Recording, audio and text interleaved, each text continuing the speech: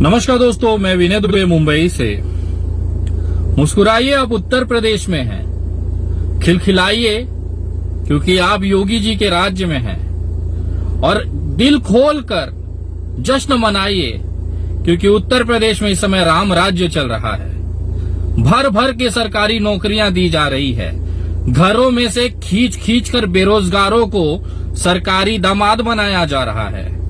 Collar पकड़ पकड़ कर घसीट कर तहसील पे लाया जा रहा है, ब्लॉक पे लाया जा रहा है और जबरदस्ती सरकारी नौकरी थमाई जा रही है। इस तरह की विकास की गंगा उत्तर प्रदेश में बह रही है।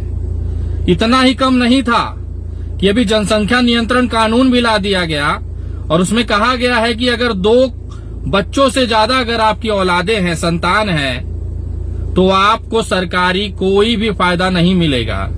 जैसे अभी तक न कूट के फायदे दिए जा रहे थे।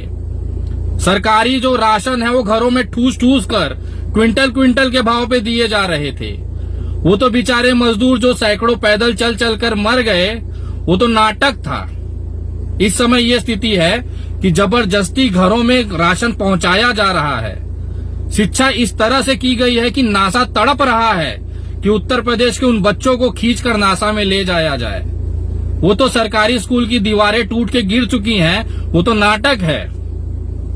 बेरोजगारी तो है ही नहीं उत्तर प्रदेश में। आखिर बेरोजगारी होती तो योगी जी को इतना बड़ा कानून लाने की जरूरत नहीं पड़ती।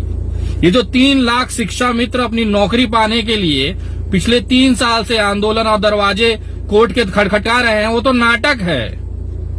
विधानसभा के बाहर लाठी खा रहे हुए तमाम बेरोजगार युवा साले नौटंकीबाज हैं। सरकार के पास इतनी सरकारी नौकरियां हैं कि उनको आवेदन देना पड़ रहा है। अब तो मैं तो निवेदन करूंगा योगी जी से, योगी जी कृपया अपनी पुलिस को घर घर भेजिए और जितने बेरोजगार युवा हैं उनको उठा के सरकारी नौकरियों में ठूस दीजिए, ताकि ये महाराष्ट्र और गुजरात आके लात ना खाएं। देश ने देखा है आप जैसा मुख्यमंत्री नहीं हुआ है। और ये जो 2 बच्चों वाली जो नियम आई है, जनसंख्या नियंत्रण कानून जो आया है, वो घोषित किसने किया है? साक्षात महंत योगी आदित्यनाथ ने, जिनके 3 भाई और 1 बहन, टोटल 5 भाई बहन। गूगल कर लीजिए कौन इंसान ये लागू करने की बात कर रहा है, जिसने कभी शादी नहीं की, जिसको ये नहीं पता पत्नी और बच्चे चलाए कैसे जाते हैं। महंत की जिंदगी है, मैं बहुत आदर करता हूं, सम्मान करता हूं, लेकिन इस तरह की जनसंख्या नियंत्रण कानून होना चाहिए देश के अंदर। हम 2 बच्चे तक पाल सकते हैं, उससे ज्यादा सरकार क्यों भार उठाए? सही बात है, होना भी नहीं चाहिए।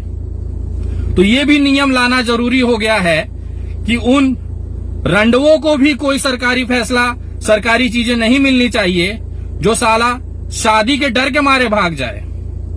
मर्द तो वो होता है जो पत्नी के साथ जिंदगी भी गुजारे, बच्चे भी पैदा करे, उनकी पढ़ाई लिखाई, उनको पढ़ा लिखा कर एक काबिल युवा बनाए, ताकि देश का भविष्य बन सके, परिवार चल सके।